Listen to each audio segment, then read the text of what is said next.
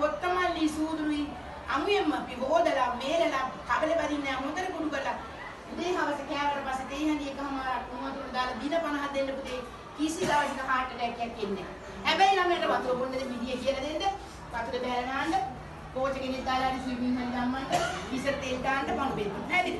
දියවැඩියාවට මේ කරුණු හතරට අමතරව දෙන දරු වර්ග හතරයි. කොහොම අට්ටිකා මුරුංගා කරපිංචා දාන්න.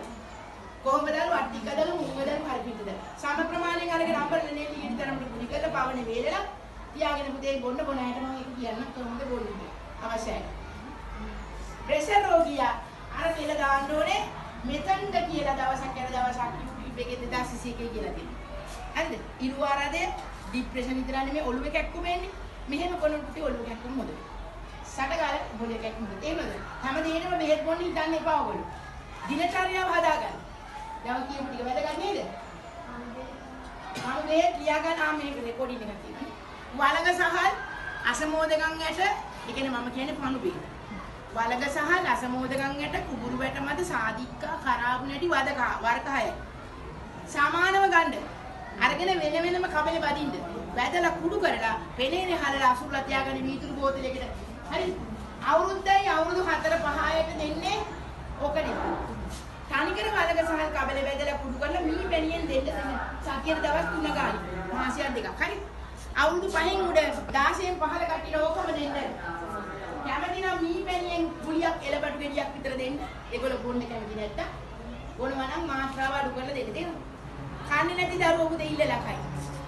කෙට්ටු දරුවා මහත් කරගන්න නම් එයාට පණු බෙහෙත් දෙන්න. එතකොට ඒ ළමයා හොඳට කනවා. කෑවට පස්සේ අඩුවෙන් වතුර බොන්න දෙන්න. ඉස්සර තෙල් දාන්න. මහත කෙනා කෙට්ටු වෙන්න නම් එයා කණ්ඩ පැය භාගයට හෝ පැයකට පෙර වැඩියෙන් වතුර බොන්න. අඩුවෙන් කණ්ඩ ඉස්සර තෙල් දාන්න පණු බෙහෙත් බොන්න දෙන්න.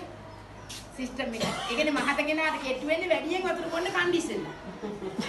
කෙට්ටු කෙනා එද ඉන්නවනම් කෑම ගන්නේ නැහැ.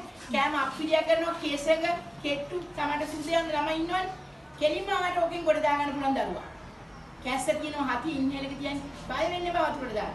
හොඳට වතුර බොන්න දෙන්න වතුරේ බස්සන්න ඉස්සර තෙල් දාන්න පණු බෙහෙත් එක දෙන්න පුතේ මාසෙන් දෙමාසෙන් කෙල්ල ගොඩ යනවා. වැඩිද? මස් ලියලා යනවා. අඩුවෙන් වතුර බොන්න දෙන්න ඕනේ. වැඩියෙන් කන්න දීලා අඩුවෙන් දෙන්න ඕනේ. කන්නේ නැත්තම් පණු බෙහෙත් දුන්නම හොඳට කනවා ළමයි. කන්නේ එක හොඳට ඇඟට උඩු. දැන් පැහැදිලිද?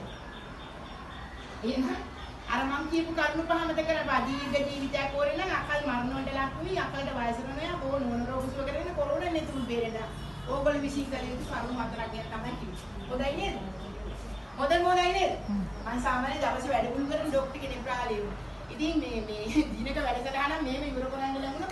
මුතුමයි නේද? අවශ්‍ය ටි කොල්මඩි කියන්නේ. හැබැයි මම දැන් මෙන්නේ නැහැ. මම මෙතන ඉන්නෝ කරන්න පුළුවන්. එහෙනම් මම සරලට කිව්වා. ඇවිල්ලා මගෙන් ගන්න. බෙහෙත් ගන්න පුළුවන් අය මගේ හැර ගන්න එපා. ආදරෙන් කියන්නේ මොකද මම මේක. දැක්කත් ඉසයි කියන්නේ. තේරුණාද ඔයාලට? දෙන්නන්ද